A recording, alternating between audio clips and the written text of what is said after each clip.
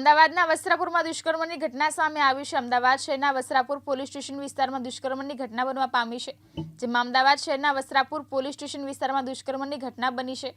મહિલાને નોકરીમાંથી કાઢી નાખવાની ધમકી આપી આરોપી મહેન્દ્ર સોલંકીએ દુષ્કર્મ આચર્યું હતું।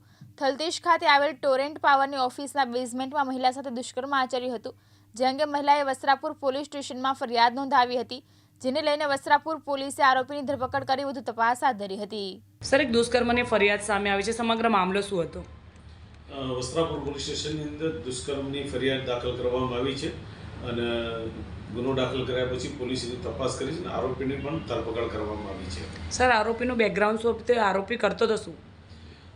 આરોપી ટોરેન્ટ પાવરની અંદર સિક્યુરિટીના સુપરવાઇઝર તરીકે ફરજ બજાવતો હતો અને આ કામના ફરિયાદી બેન બેઝમેન્ટમાં જ્યારે સફાઈ કામ કરતા હતા ત્યારે તેનો લાભ લઈ દુષ્કર્મ આચર્યું છે અને આરોપી ત્યાં ટોરેન્ટની અંદર સિક્યુરિટીના સુપરવાઇઝર તરીકે કામ કરતો હોય અને આ પ્રકારનું ઘૃણાસ્પદ કૃત્ય આરોપીએ કરેલું છે। સર, આરોપી પરણિત છે કે અપરિણિત છે?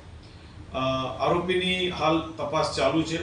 આરોપી હાલ ઇન્ટ્રોગેશનની અંદર છે અને વસ્ત્રાપુર પોલીસ સ્ટેશન એની તપાસ હાલ કરી રહી છે। સંગીતા સુથાર, દિવ્યાંગ ન્યૂઝ, અમદાવાદ।